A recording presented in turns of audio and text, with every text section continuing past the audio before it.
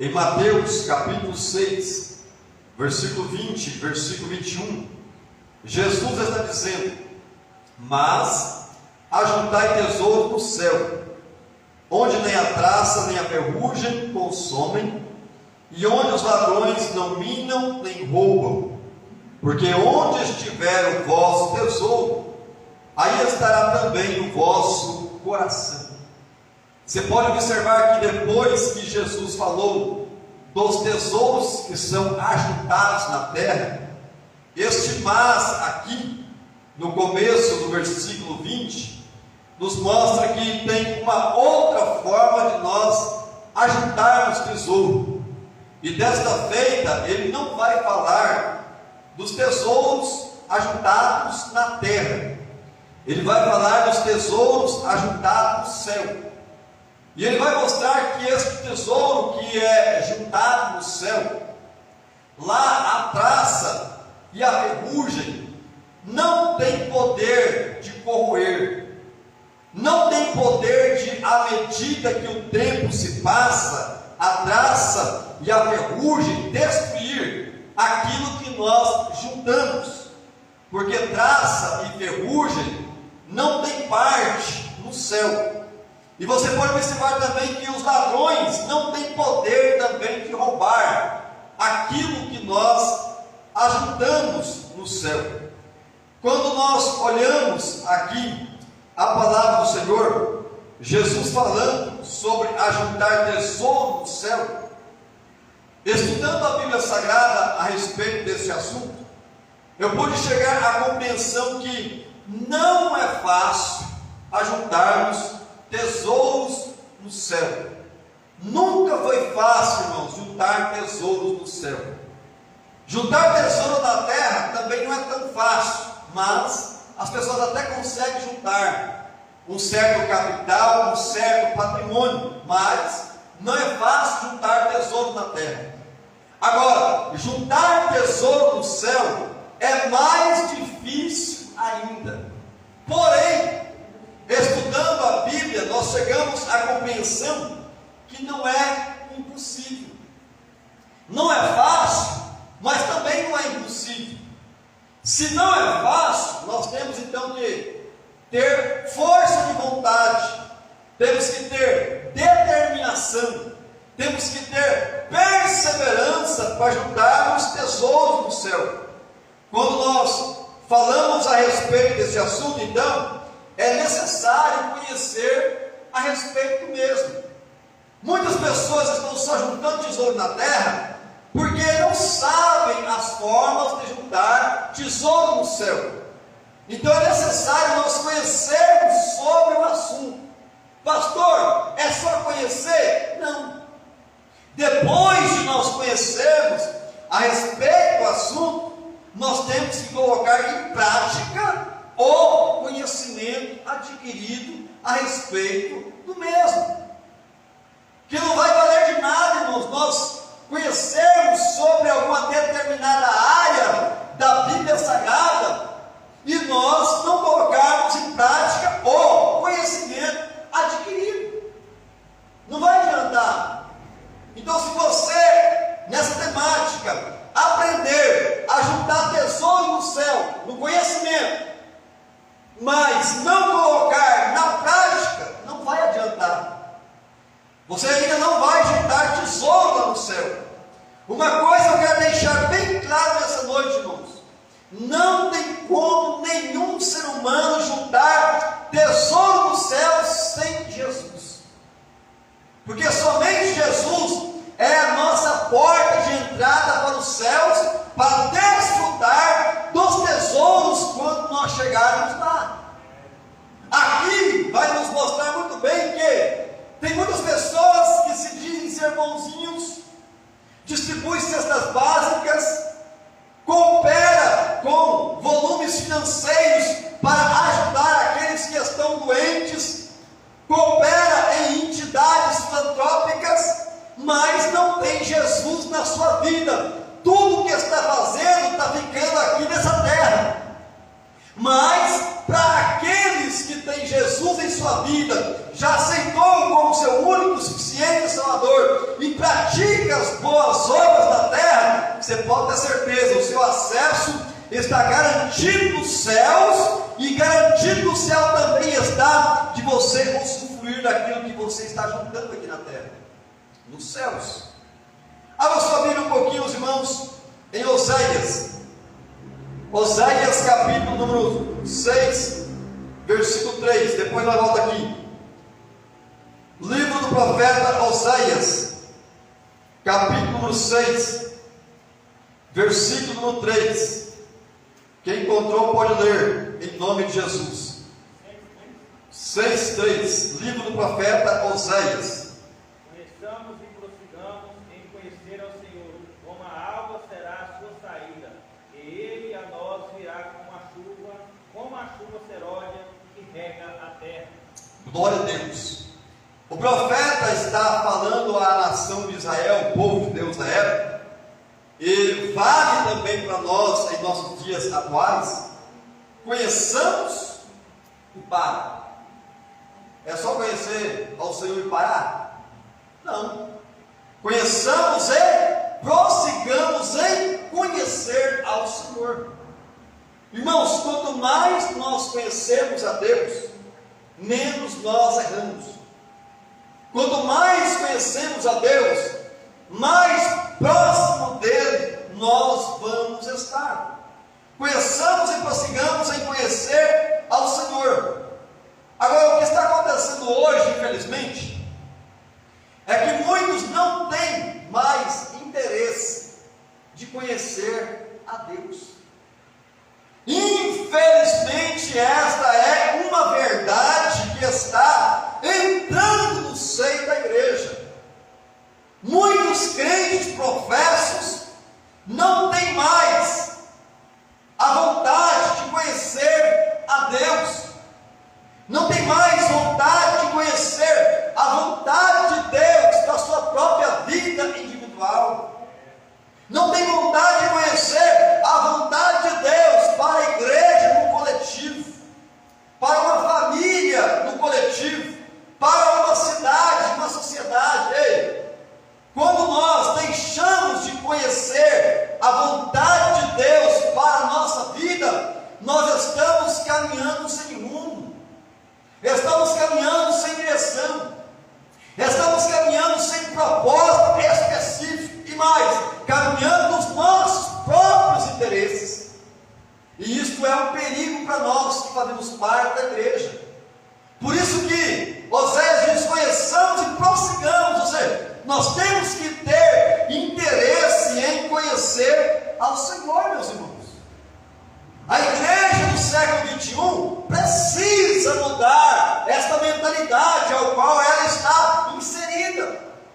Muitas pessoas hoje não querem mais conhecer a Deus, porque conhecer a Deus é confrontar os nossos interesses. Conhecer a Deus é confrontar as nossas vontades.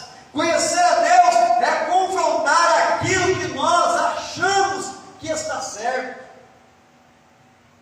Conheçamos e prossigamos em conhecer ao Senhor. Alguém pode perguntar assim: então, pastor, como ajuntar tesouros nos céus? Tesouro aqui, meus irmãos, fala de riquezas. Como ajuntar tesouros nos céus? Uma coisa você tem que entender muito bem: no céu não tem como nós juntarmos reais. Não tem nenhum banco aqui na terra que está escrito assim na placa do mesmo aqui, ó, Banco Celestial, deposita aqui e saca lá quando você chegar. Não tem como você depositar reais, não tem como você depositar dólar, não tem como você depositar euro, não tem como você depositar ouro, não tem como depositar prata, não tem como depositar esmeraldas, pedras preciosas. Essa moeda que está chegando hoje aí na atualidade, não tem como você depositar Bitcoin, não tem como. Não é assim que se ajunta tesouros no céu, porque se fosse assim, os maiores milionários que tem no mundo poderiam deixar uma parte dela aqui na terra e outra parte ele depositar no céu para ele pegar quando chega lá. Mas não é céu. Pastor, então como é que ajunta? Vamos lá, meus irmãos. Primeira forma de nós ajuntarmos tesouros do céu, segundo a palavra de Deus, cuidando de um profeta, cuidando de um justo. Em outras palavras, cuidando de um servo de Deus, de um homem, de uma mulher de Deus. Vou provar para você na Bíblia, vamos lá. Abra sua Bíblia em Mateus capítulo 10. Mateus capítulo 10, versículo de número 41 e versículo 42. Mateus 10, 41 e 42 diz assim, ó: quem recebe o profeta na qualidade de profeta, já observa muito bem que não é qualquer profeta, não é qualquer pessoa que se intitula ser profeta que nós temos que cuidar. Olha aqui, na qualidade de profeta, tem um perfil, tem um caráter, tem características bíblicas que demonstram verdadeiramente aqueles que são profetas do Deus Altíssimo e daqueles que são falsos profetas. Mas vamos lá. Quem recebe um profeta na qualidade de profeta, receberá galardão de profeta, ou seja, recompensa de profeta. E quem recebe um justo, na qualidade de justo, não é qualquer pessoa também que se intitula ser uma pessoa justa, que nós temos que recebê-la como justa, é na qualidade justa, receberá galardão de justo. E qualquer que tiver dado, só que seja um copo de água fria a um destes pequenos, em nome de discípulo, em verdade vos digo que de modo algum perderá o seu galardão. Vamos lá, meus irmãos. Eu disse que vamos juntar tesouros no céu se nós aprendermos a cuidar dos profetas, dos homens de Deus, das mulheres de Deus, que têm compromisso com a palavra de Deus, com a obra de Deus e com tudo quanto se diz ser de Deus. Se nós cuidarmos dessas pessoas, agora por que vamos receber galardão dos céus, tesouro do céu, se nós cuidarmos desse tipo de pessoas na terra? Porque são pessoas, meus irmãos, perseguidas.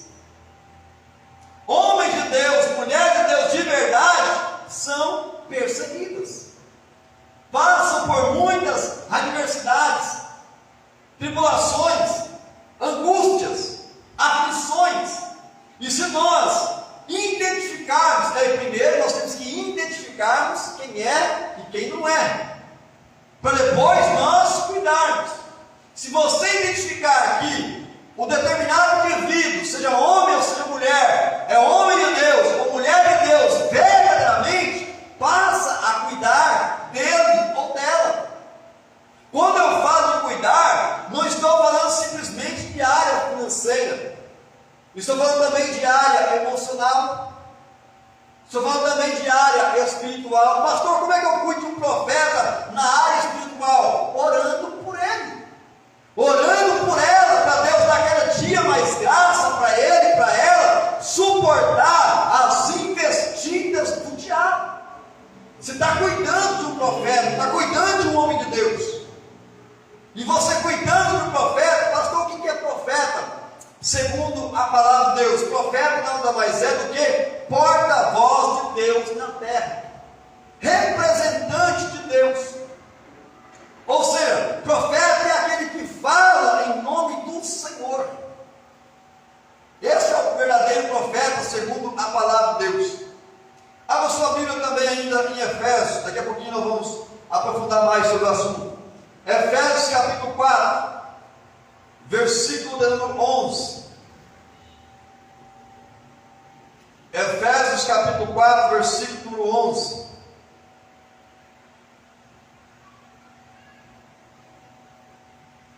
Está escrito assim, Efésios capítulo 4, versículo 11. E ele mesmo deu uns para apóstolos, e outros para profetas, e outros para evangelistas, e outros para pastores e doutores. irmãos, até hoje, na igreja, Deus levanta profetas. Se você olhar no Novo Testamento, Deus levantou Ágabo, profeta, falou com o apóstolo Paulo, e nós temos biblicamente N profetas que surgiram na Bíblia Sagrada, e até hoje Deus levanta esses porta-vozes para estar proclamando a sua palavra, levando a sua mensagem com mais veemência. Aí alguém pode perguntar assim: mas pastor, como é que eu consigo identificar um verdadeiro profeta de um falso profeta? Qual que é a diferença? Qual que é a diferença, meus irmãos? Porque você não pode olhar para a aparência e já diz: não, esse aqui é homem de Deus, isso aqui não é. Não é a aparência que mostra quem é verdadeiro e quem é falso, não é a aparência. Se nós formos olhar para a aparência sempre vai nos enganar. Porque os falsos profetas estão vestidos como ovelhas, mas são lobos devoradores. Então, como é que eu faço para identificar o homem de Deus? Como é que eu faço para identificar um falso profeta? Vamos na Bíblia. Abra em Deuteronômio. Deuteronômio capítulo 18. Aqui é uma das formas de nós identificarmos um falso profeta. Deuteronômio 18, versículo 20 e versículo 22. Deuteronômio 18, versículo 20 até o versículo 22. Está escrito assim, ó. Acompanhe na sua Bíblia. Porém, o profeta que presumir soberbamente de falar alguma palavra em meu nome, que eu lhe não tenho mandado falar, ou que falar em nome de outros deuses, o tal profeta morrerá. E se disseres no teu coração: como conheceremos a palavra que o Senhor não falou? É uma pergunta. Se disser no teu coração, como é que eu vou saber? Se foi Deus mesmo, se não foi Deus? Se é Deus que está no negócio ou não é? Olha a resposta. Quando tal profeta falar em nome do Senhor, e tal palavra se não cumprir, nem suceder assim, esta é a palavra que o Senhor não falou. Com soberba o falou tal profeta. Não tenhais temor dele. Como é que nós identificamos o verdadeiro profeta do falso profeta? Observando aquilo que sai da sua boca. Se ele falar em nome do Senhor e suceder da maneira que ele falou, é o verdadeiro profeta, verdadeiro homem de Deus. Mas em contrapartida, se ele falar de si mesmo, soberbamente, e o que ele falar não cumprir, não tenhais temor dele. Em outras palavras, trazendo para a nossa vida, nós temos que aguardar o tempo. Aguardar o tempo. Tem pessoas que ouvem uma profecia hoje, principalmente alguma profecia corretiva, ou de alguma coisa mais difícil de se cumprir, a pessoa está querendo que se cumpra já amanhã. Chega em casa angustiada, aflita, fadigada. Nossa, será que vai acontecer isso aqui? Não, calma. Fica tranquilo, aguarde o tempo passar. Se a mensagem cumprir, foi de Deus. E se não cumprir, não tenhais temor do tal profeta. Outra coisa que Jesus deixou claro a respeito deste assunto sobre falsos profetas. Vamos ao Novo Testamento, Mateus 7. Mateus capítulo 7. Estou mostrando aos irmãos a primeira forma de juntarmos tesouros no céu, que é cuidando de um profeta. Mateus 7, 15 a 20. Está escrito assim: acautelai-vos, porém, dos falsos profetas, que vêm até vós vestidos como ovelhas, mas interiormente são lobos devoradores. Por seus frutos os conhecereis. Porventura colhe-se uva dos espinheiros, ou figos dos abrolhos? Assim toda árvore boa produz bons frutos, e toda árvore má produz frutos maus. Não pode a árvore boa dar maus frutos, nem a árvore má dar frutos bons. Toda árvore que não dá bom fruto, corta-se e lança-se no fogo. Portanto, pelos seus frutos os conhecereis. Jesus está falando para os seus discípulos e para a multidão aguardar o tempo, irmãos. Portanto, pelos seus frutos os conhecereis. É com o tempo. É com o tempo que nós identificamos se é homem de Deus ou se não é. É com o tempo que nós identificamos se é uma mulher de Deus ou se não é. Já disse aqui algumas vezes, vou repetir para os irmãos memorizarem e guardar na tábua do coração. Ei, nenhuma árvore produz fruto do dia para a noite. Primeiro, lança-se uma semente na terra, ela germina, ela cresce, robustece, enfloresce, para depois produzir fruto. São as fases de uma planta até ela chegar a dar fruto. Assim também, meus irmãos, é na igreja. Para nós identificarmos um homem de Deus, uma mulher de Deus, temos que aguardar o tempo, para nós vermos o fruto. É através do fruto, meus irmãos, que nós conhecemos a árvore. Por exemplo, como é que você conhece um pé de abacate mais facilmente? Por causa do fruto de abacate, que é um abacate. Se cair no chão uma manga, você vai identificar que é um pé de manga. Se cair no chão uma goiaba, você vai identificar que é uma goiabeira. Por causa do quê? Do fruto, irmãos. Assim também, na igreja, é da mesma forma. É o fruto que comprova quem nós somos. Trazendo pormenores, é o testemunho do determinado indivíduo. Testemunho, não somente na igreja, mas também fora da igreja, que comprovam verdadeiramente quem nós somos. Por isso que a Bíblia diz: produzir, pois, frutos dignos de arrependimento. Características que acompanham a nossa vida. Então nós temos que aprender a aguardar o tempo. Porque no século XXI nós estamos vivendo, nós estamos vivendo dias tão difíceis, que as pessoas estão dando mais crédito aos estranhos do que aquelas que convivem com ela praticamente todos os dias. É ou não é? Chega um estranho aqui, por exemplo, vamos marcar um culto em um sábado profético. Vamos trazer um pregador de longe, nós podemos nem conhecemos a dele. Fazemos um anúncio na igreja, nas mídias sociais. É um homem que é usado em revelação e profecia. A igreja lota, enche de carro aí na frente, no estacionamento, nas ruas, igreja cheia, lotada.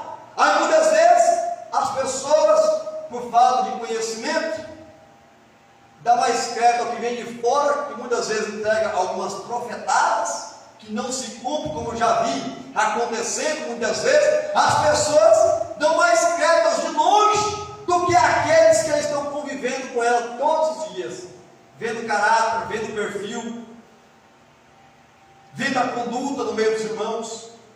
Nós temos que aprender, irmãos. Nós cuidamos muitas vezes mais dos estranhos do que dos de casa, dos homens de Deus que Deus levantou em nosso meio.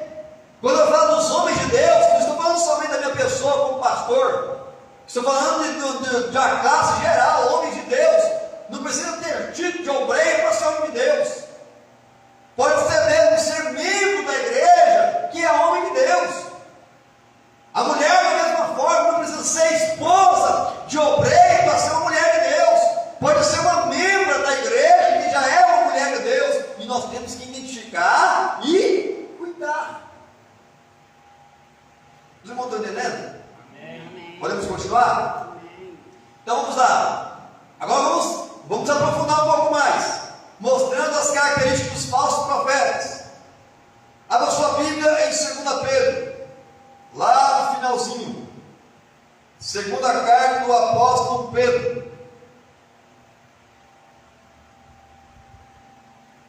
2 Pedro, capítulo 2.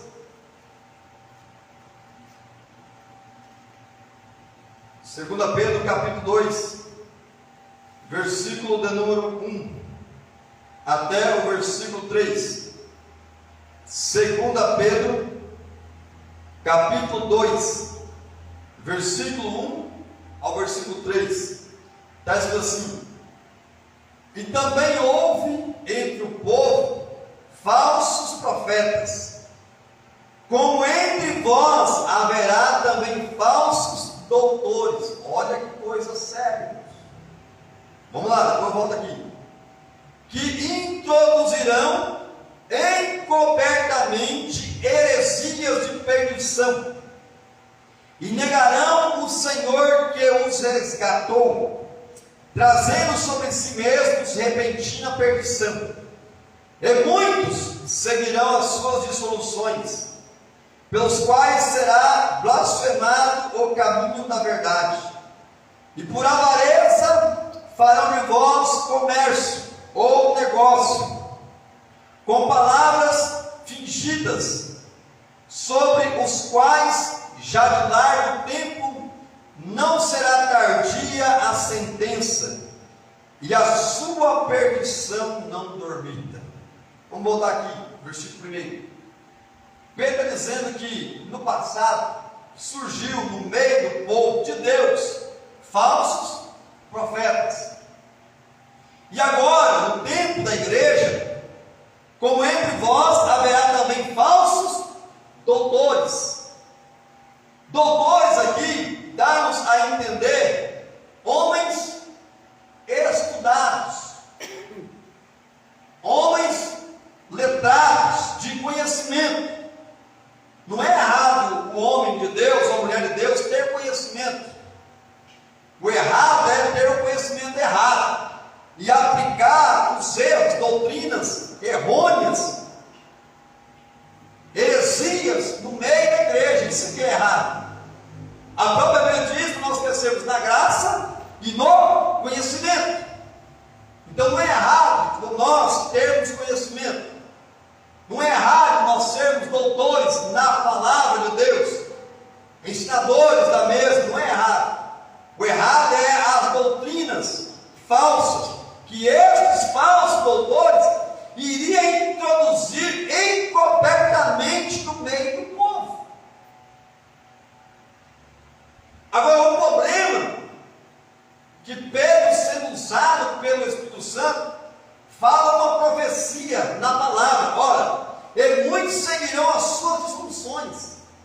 Ele fala no futuro, ou seja, em nossos dias. Muitos seguirão as suas dissoluções. Você pode perceber que quantas pessoas, multidões e multidões de pessoas seguindo os falsos profetas hoje, de nossos dias. Olha para você ver as suas redes sociais, quantos seguidores tem nos YouTubes, Instagrams, Facebooks, falsos mestres ensinando heresias para o povo. E o pior, com esse tipo de heresia, o caminho da verdade está sendo blasfemado. As pessoas hoje, infelizmente, não estão tendo como discernir o que é verdadeiro e o que é errado, e estão blasfemando o caminho da verdade. Está havendo uma dificuldade hoje, em nossos dias, do povo acreditar na verdade. Por quê? Por causa de tantas heresias que muitas vezes são ensinadas através dos falsos doutores, homens que muitas vezes têm acesso aos microfones das igrejas, aos altares para ensinar, aos altares para pregar, e ao invés de ensinar a verdade, instruir a verdade, corrigir o povo na verdade, eles ensinam falsas doutrinas, ensinam heresias, e estão levando multidões após si. E com isso, blasfemando o caminho da verdade. Agora, pastor, o que eles ganham com isso?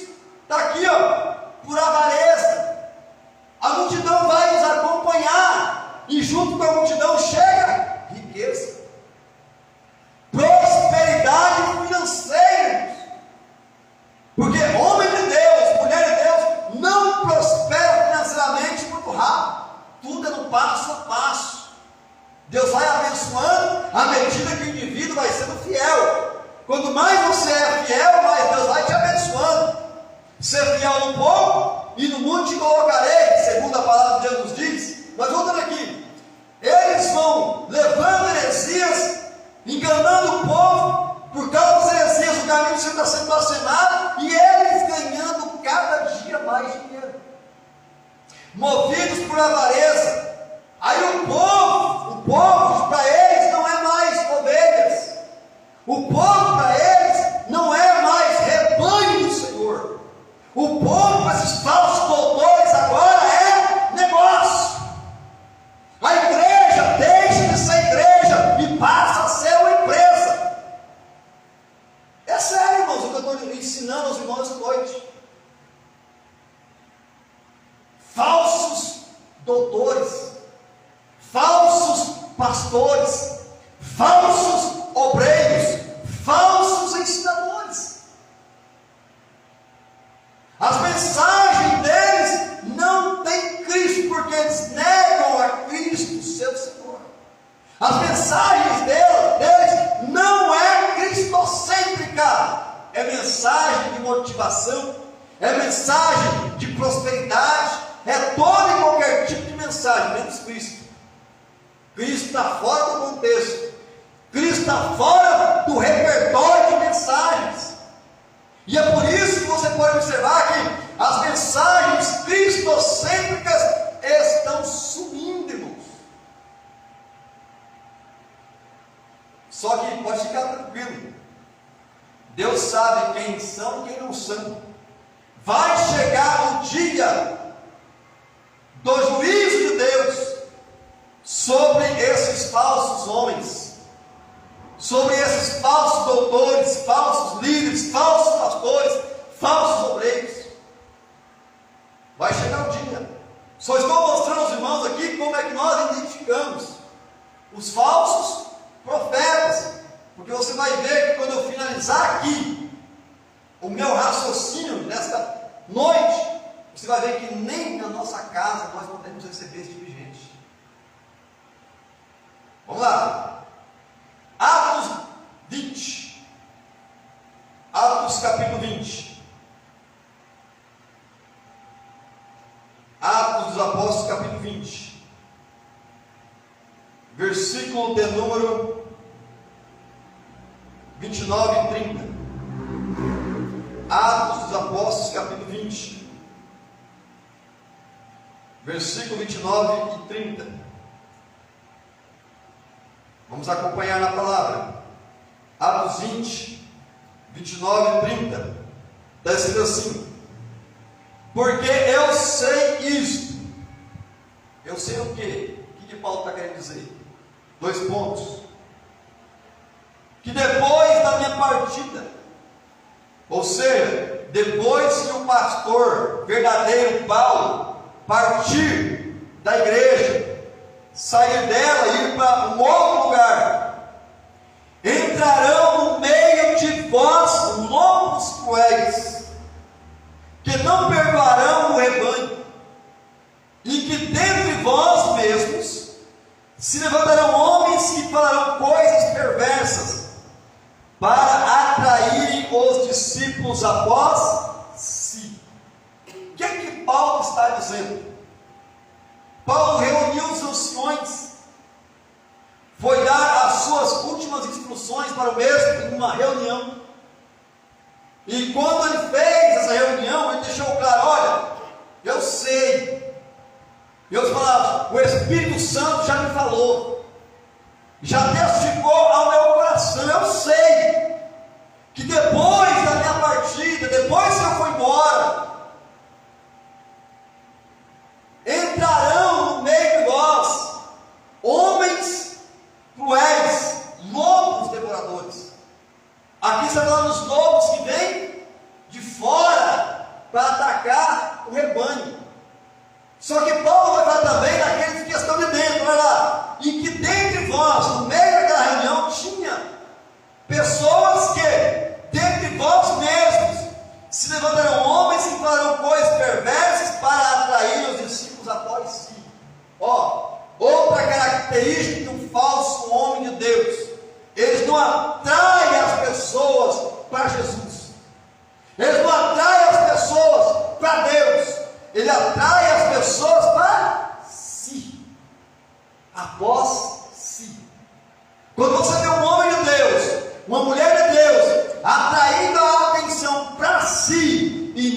Cristo, ei, abre teu olho.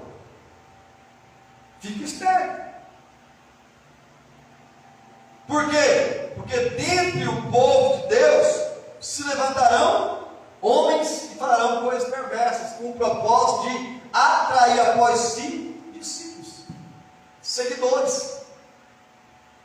E é o que está acontecendo hoje, irmãos, em nossos dias atuais. Vamos mais um versículo aí, Filipenses, capítulo de número 3.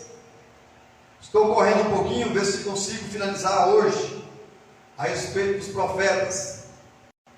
Filipenses capítulo 3, versículo de número 17 ao 20. Filipenses capítulo 3, versículo 17 ao 20. Está escrito assim: sede também meus imitadores, irmãos, e tende cuidado, segundo o exemplo que tendes em nós, pelos que assim andam, porque muitos há, aqui está dizendo que é muitos, não é poucos, porque muitos há, dos quais muitas vezes vos disse, e agora também digo, chorando, que são inimigos da cruz de Cristo.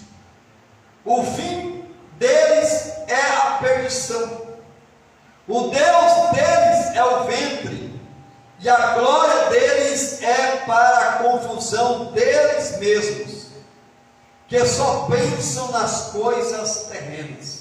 Aqui tem mais algumas características de um falso profeta. Primeiro, inimigos da cruz de Cristo. Irmãos, quando você vê um homem de Deus, uma mulher de Deus, não falando nada da cruz, cruz fala de renúncia, sofrimento, cruz fala de angústia, de peso, de fardo.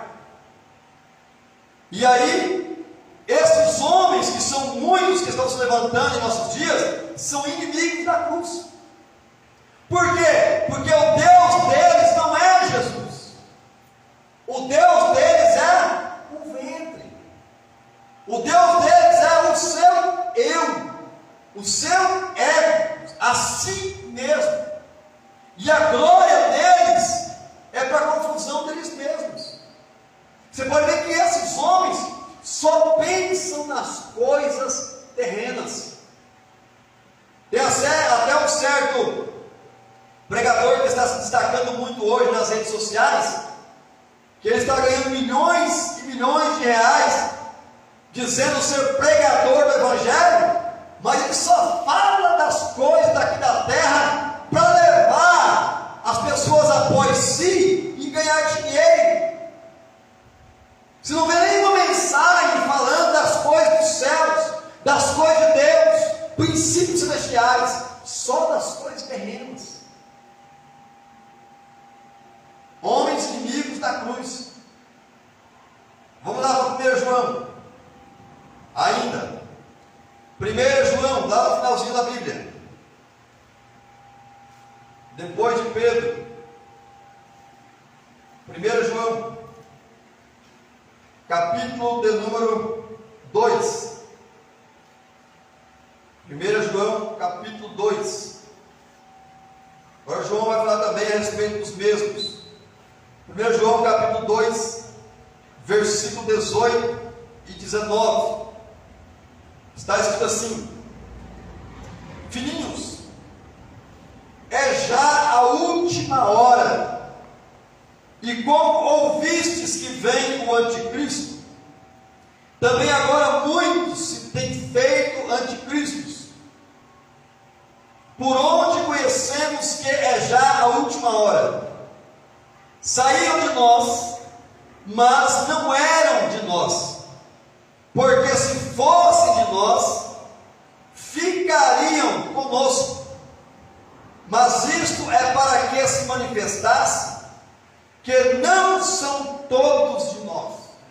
João está dizendo à igreja da época, e a nós também no contexto atual, que uma das características dos últimos dias seria se levantar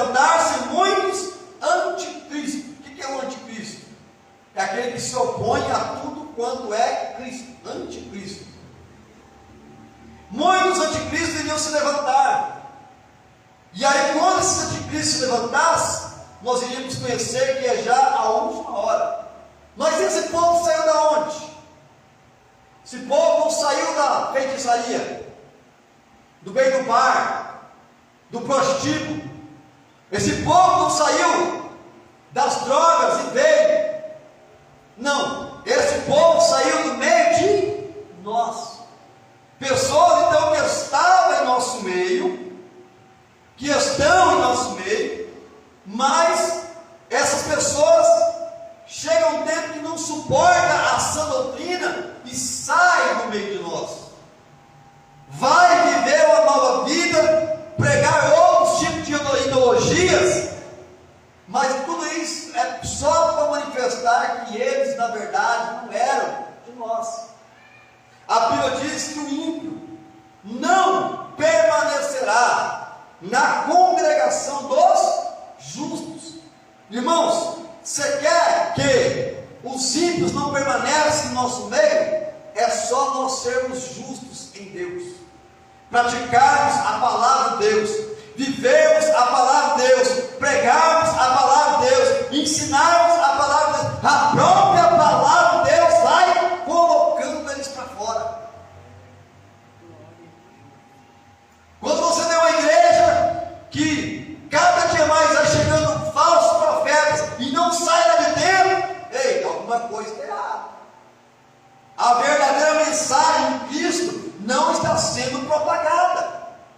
A verdadeira mensagem do Evangelho não está sendo levada aos corações. Os anticristos. Último versículo, irmão, posso analisarmos essa noite. 2 João, um pouquinho mais à frente. 2 João, capítulo 1. 2 João, capítulo 1.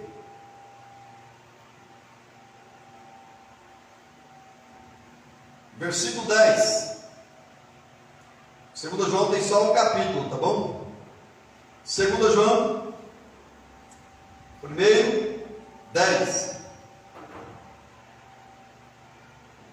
2 João, capítulo 1, versículo 8 a 11, melhor, para nós compreendermos melhor.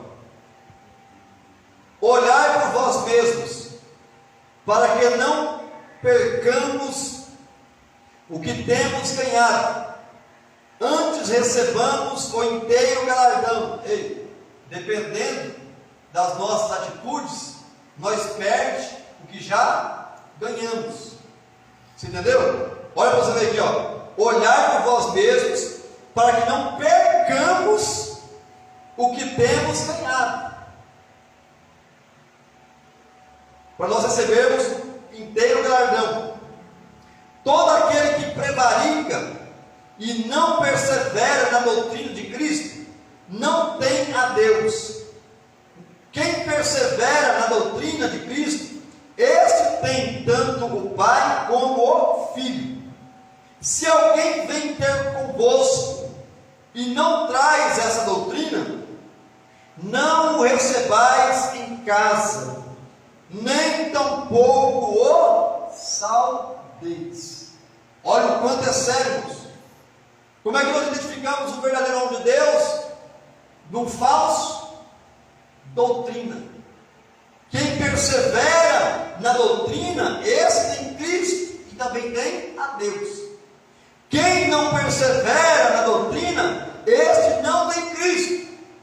Agora, olha um detalhe: para nós não perdermos aquilo que nós já ganhamos, não recebemos só em parte, nós temos que tomar cuidado com aqueles que vêm até a nossa casa.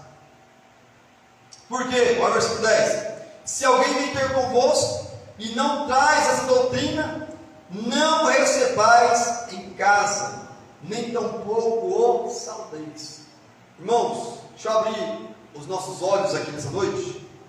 Não é todo mundo que nós podemos receber em nossa casa, tá bom? Aqueles que não guardam a palavra, não vivem uma vida em Deus, nós não podemos receber em nossa casa, e nem saudar.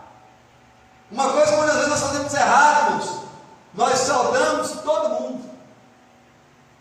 E nós temos que até na nossa saudação identificarmos aquele